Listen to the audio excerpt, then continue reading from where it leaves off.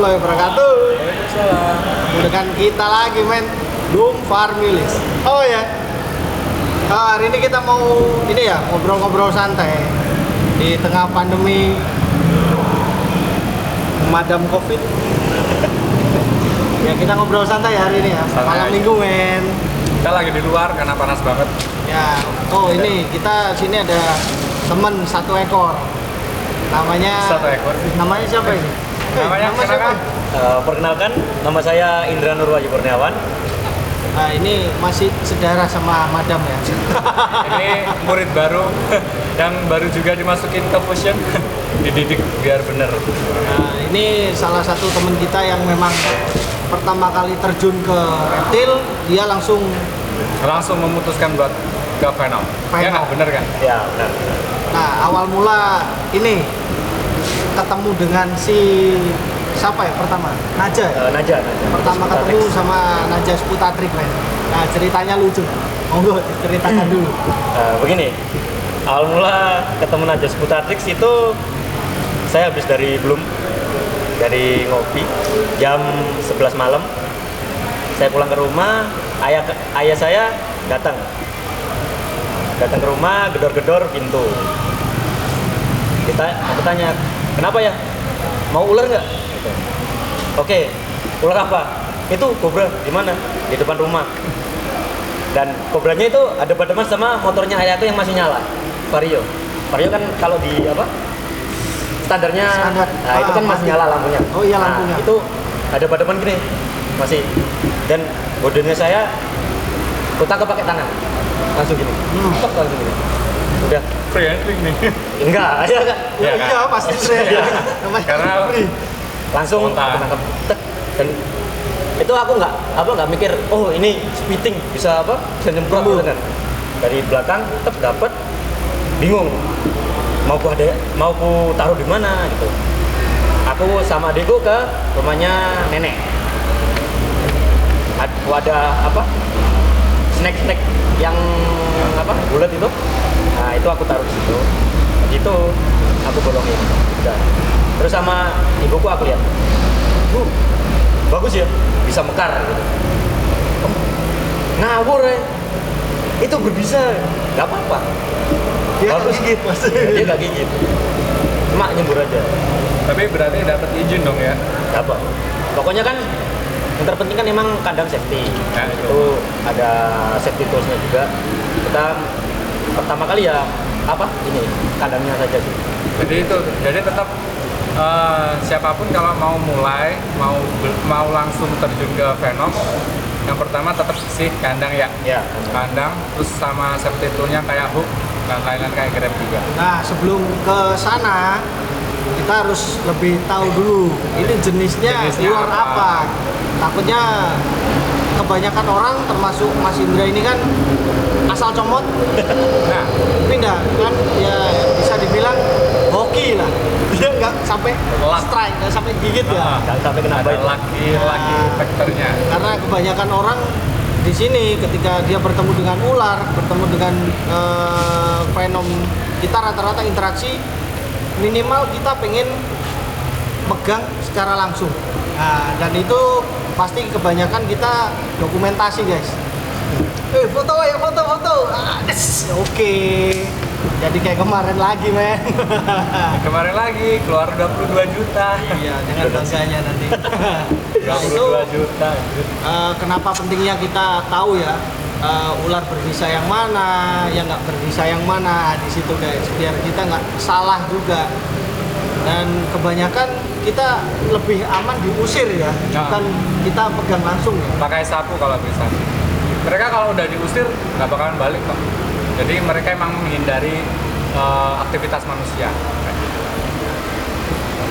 Sama kalau kita sudah menuju ke kenal ke jenis tersebut, kita langkah kedua harus tahu penanganannya ya. Ya, Penanganannya sama tahu jenis bisanya itu apa, menyerangnya kemana, itu harus tahu guys. Yang jelas no free handling ya. ya. Ini Pak, sebentar, saya mau tanya ya. Apa nam? Kalau semisal kita urgent banget nih, ada kayak contoh spitting cobra di rumah, boleh nggak sih langsung dibunuh? Soalnya urgent sekali. Sebenarnya Kita panik kalau gitu. kalau ini kasusnya untuk orang awam ya. Kalau untuk orang awam sih nggak masalah. Kalau emang urgent banget. Karena satu, Spitting Cobra itu bukan ular yang dilindungi. Populasinya banyak sekali. Dan daripada beresiko mencelakai orang rumah juga, orang sekitar juga, ya nggak apa-apa sih. Tapi kalau bisa, ya itu tadi diusir aja pakai sapu. Karena kalau pakai sapu udah dia ngerasa terancam, udah Dia bakal pasti kabur. pergi ya. Masih pergi kok. Nah, yang pasti kalau berawal dari Venom ya memang satu kandang. Ini salah satu contoh kandang di kita ya. Ini kita pakai aluminium. Kita pakai aluminium, pakai hulu. Ini ukuran 2x2 yang kecil. Depan, atas, bawah, belakang ini kita pakai kaca. Kiri kanan kita pakai kasa. Nah, ini diperuntukkan untuk si ularnya untuk sirkulasi udara biar lebih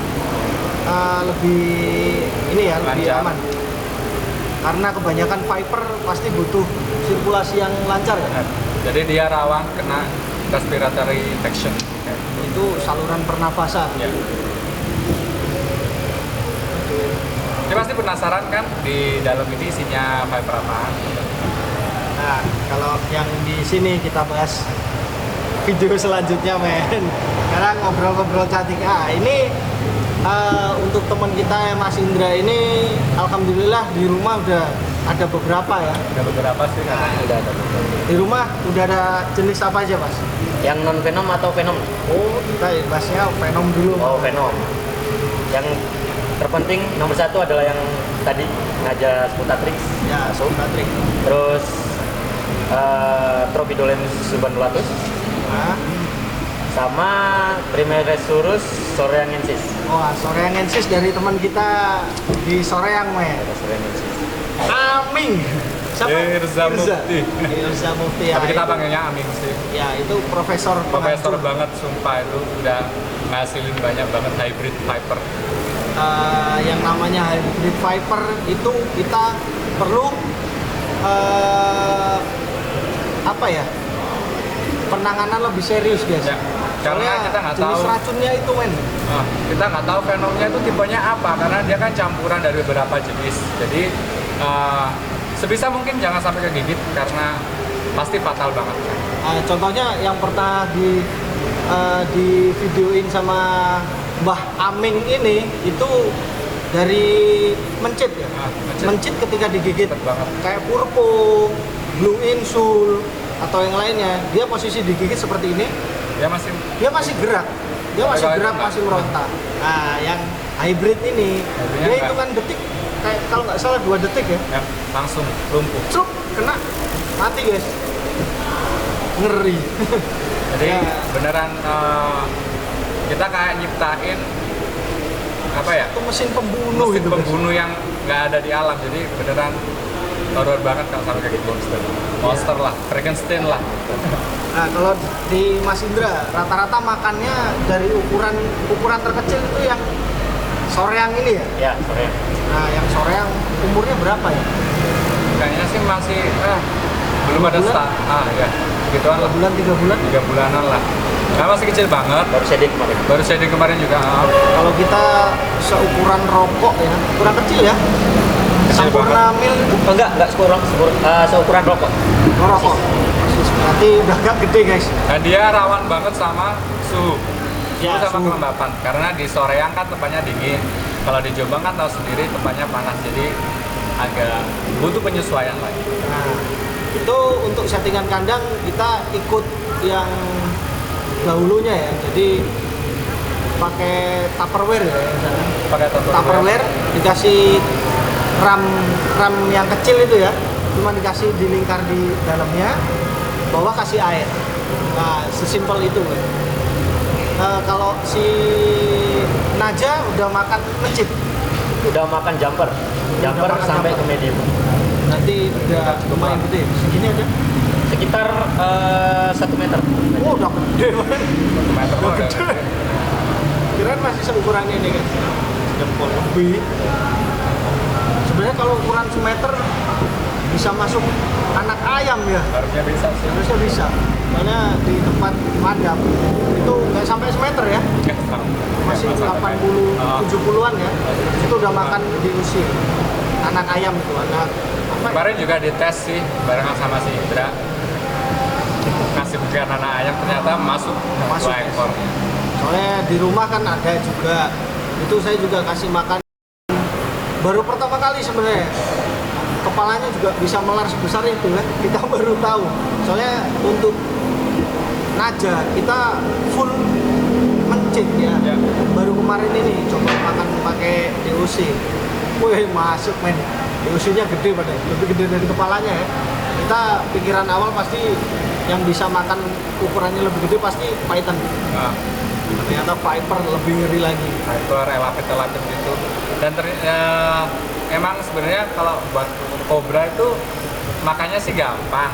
Cuman kita kenapa nggak masukin ke starter venom, ke mereka yang pengen mulai pelihara venom? Ya karena itu tadi dia defensif banget Pak ya. Ya, Kita buka kandang aja dia udah responnya makan kayak gitu. Jadi emang janganlah kalau mau pelihara yang pertama jangan dulu itu. Karena ini udah terlanjur sih teman kita ini dan dia juga safety ya masalah. Kita ada itu kok, apa? Ada kacamata. Dia pakai buat kacamata, tidak pakai speeding. Google yang besar itu. Jadi kalau bersihin kandang, kita pakai kacamata, kita pakai safety hook, pindahin ularnya, baru kita bersihin kandangnya. Seperti itu. Jadi ya emang yang paling penting sih itu kita jaga wajah kita dari semburannya itu karena semburannya cukup akurat sih buat spitting cobra. ya, ya itu tergantung dari visi misi teman-teman juga. Kebanyakan orang yang pertama kali pelihara spitting, dia minimal pengen pegang. Ya, Pengen pegang terus kita pasti meraba-raba karakter si naja ini seperti apa, pasti gitu. Nah, ketika sudah pernah megang pasti larinya nanti seperti itu. Ngeri men. no offense ya buat yang suka branding. Tapi memang seperti itu men. Kita juga punya kok temen yang branding. Cuman kita kalau di sini nggak menyarankan semua buat branding. Jangan, udah. Perasaan pengen handling itu pasti ada. Ingat 22 juta men 5 hari doang. Minimal. Tanpa minimal. BPJS, tanpa Itu BPJS, kalau ya? itu kalau selamat, kalau nggak selamat ya udah. N Nah, BPJS juga pasti nolak ya. nolak dong, nggak bisa. Jadi Karena kalian nggak bisa pakai BPJS. nggak bisa ya. Ngeklaim BPJS buat gigitan ular nggak bisa. Nah, tabungan pribadi sama Nyawa nggak bisa ya. banyak kayak ini. Nah, cuman kalau untuk penanganannya kayak apa jenis-jenis viper kayak insul, kayak suban, penanganannya pertama gimana Pak? Pertama Madam, sih, keren. sebenarnya sih penanganan pertama sih untuk peliharaan nih. Kalau kita sampai kegigit, Kalau untuk kegigit langsung diimobilisasi. Jadi kalau kalian tahu, jadi kayak apa ya? kalau tangan Patah tulang. Nah, kayak gitu. Jadi kasih di bidang kayak apa aja, Kayu, terserah kayu mau apapun yang kalian dapetin, kalian temuin di sekitar kalian. Jadi jangan sampai gerak gitu. Jadi kita cuma Minimalisir pergerakan jadi aja. meminimalisir pergerakan. nah, tangan kasih kayu, terus dibungkus pakai kasa ya, kasa pakai bandage, atau pakai gitulah. tali lah gitu. Nanti posisi ini ada yang bilang dia harus lebih tinggi dari kita nggak?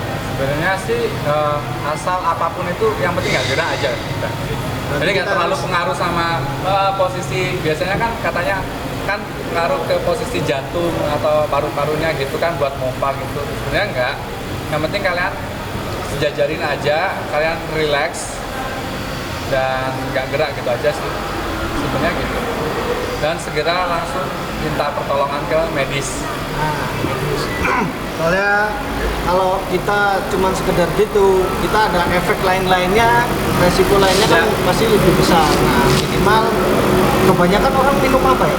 Kalau memang kita posisi lagi bintang, lagi fit, Yang paling sih biasanya sih apa ya? antibiotik biasa. Pasti antibiotik kayak gitu buat minimalisir gitu aja sih. Terus apa ya, yang penting kalau kegigit langsung aja kayak gitu. Kita nanti coba cantumin linknya WHO di bawah, ada step-stepnya kok. Ya, jadi kita biar lebih tahu informasi masalah penanganan kalau kita tergigit seperti apa. Oke. Obrolan kali ini kayaknya cukup guys. Nanti kita sambung buat next. Kita kalau ada teman-teman yang kesini pengen ngobrol kayak Mas Indra, kita bisa sambil ngobrol. Kita ngobrol-ngobrol santai aja karena Sharing ilmu. lagi pandemi juga kan, butuh sesuatu yang refreshing Iya. gitu daripada di Lockdown di rumah terus nih. Kalian di sebenarnya kan ini rumah. juga nggak boleh kan ya kayak gini, tapi kita tetap social distancing kok, Iya, ini jaraknya 1 meter kok. Oh, aman. 1 meter. Kita negatif semua.